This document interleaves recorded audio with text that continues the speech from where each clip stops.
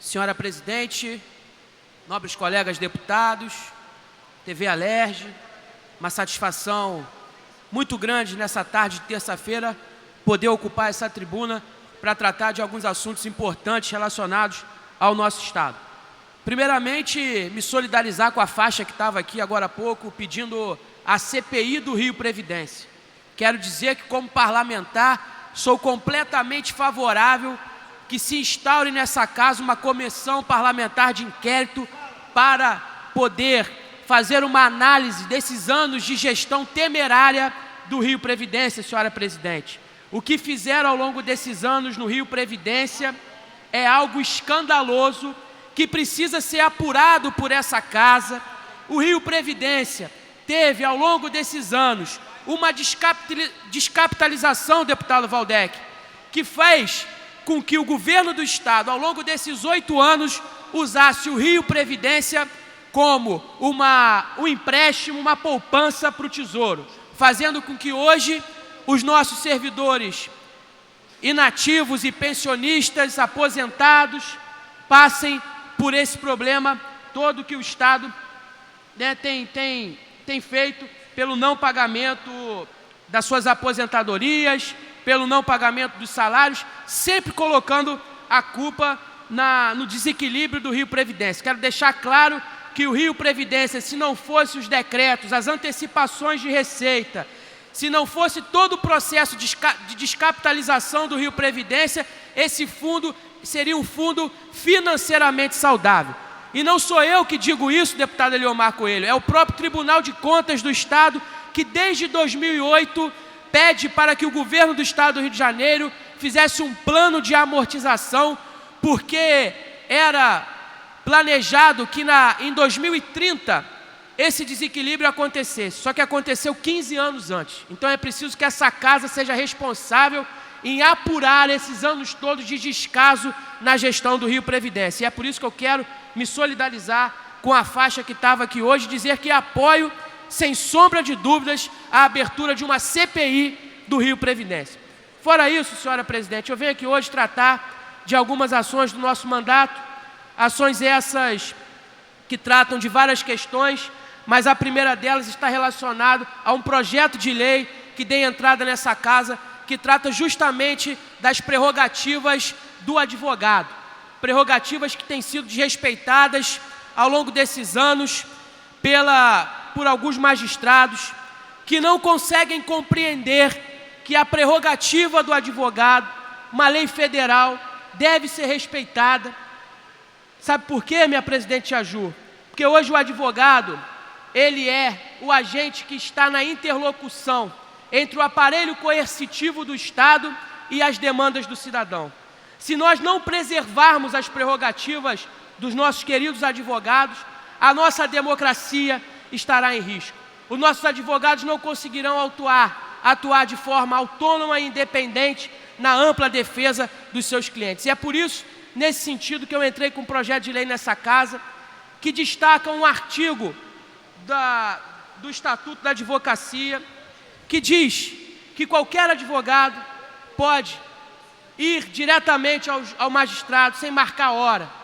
Esse direito tem sido desrespeitado por alguns magistrados, sobretudo quando se trata do interior do Estado, quando as comarcas são de vara única. E muitas vezes o advogado fica preocupado em tomar uma atitude em defesa das suas prerrogativas. Então o nosso mandato parlamentar está atuando nesse sentido junto com a OAB, para que a gente possa estruturar ações aqui através de projetos de lei que possam ajudar os advogados a exercer a sua ampla defesa, a exercer a sua função numa audiência ou em qualquer diligência que faça. É por isso que estamos fazendo com que seja obrigado as varas dentro dos fóruns, os cartórios e todas as repartições que façam parte do fórum, que afixem esse artigo da prerrogativa que trata desse relacionamento mais humano entre o magistrado e o advogado. Uma outra questão, minha querida deputada presidente Aju, está relacionado também ao desmembramento da Vara da Infância e Juventude do Idoso de Campos, uma indicação que nós entramos também para que o Tribunal de Justiça possa avaliar de que maneira poderá desmembrar essa vara, para que se crie uma nova vara que seja especificamente tratada dos assuntos relacionados aos assuntos infracionais. Presidente, deputada Tia Ju. Por que isso? Hoje, o município de Campos, através do IBGE, conta com quase mais de 500 mil habitantes, sendo que 100 mil habitantes está diretamente ligados aos idosos e às crianças e adolescentes. E 100 mil habitantes estão sendo cuidados por uma única vara.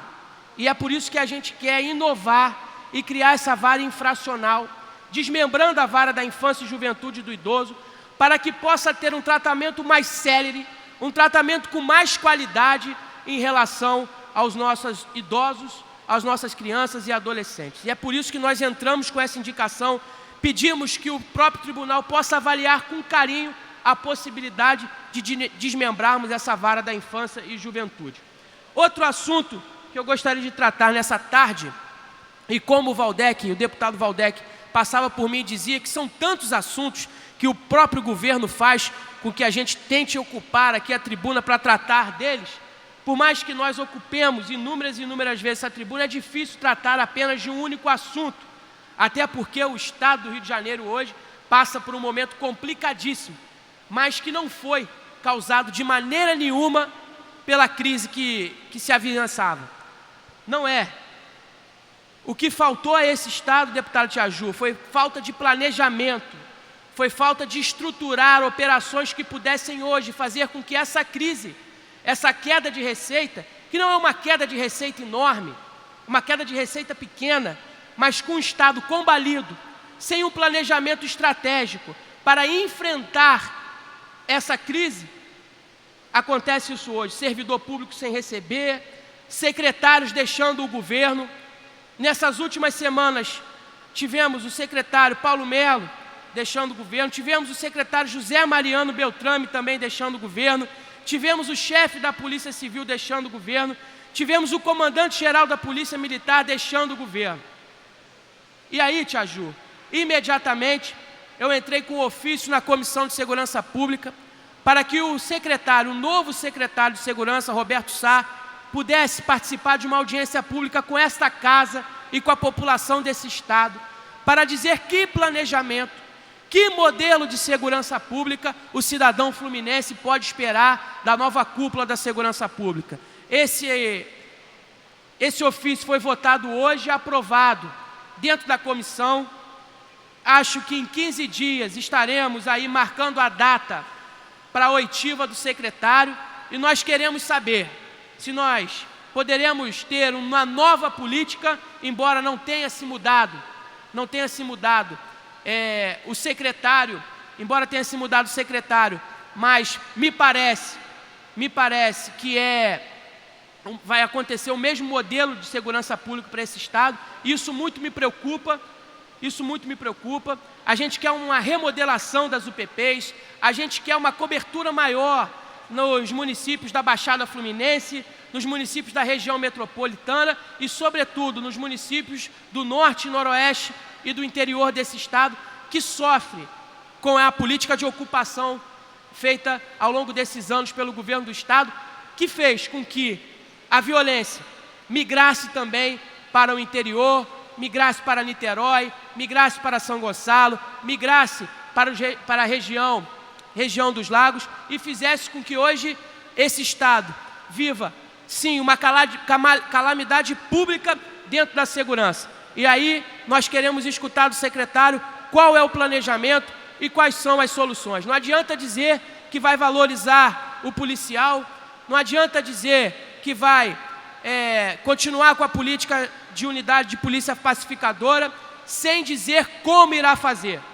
sem dizer com que recurso irá fazer, já que sabemos que existe mais de 500 milhões de dívida da Secretaria de Segurança Pública com seus fornecedores. É isso, deputado Tia Ju, esse é o meu pronunciamento de hoje, e deixo aqui, essa esperança nesse novo secretário, embora não fuja me parece, da política de segurança pública do anterior, mas a gente deposita as esperanças nesse novo secretário para que o problema da segurança pública possa, pelo menos, trazer um pouco mais de tranquilidade para o cidadão fluminense. Uma boa tarde.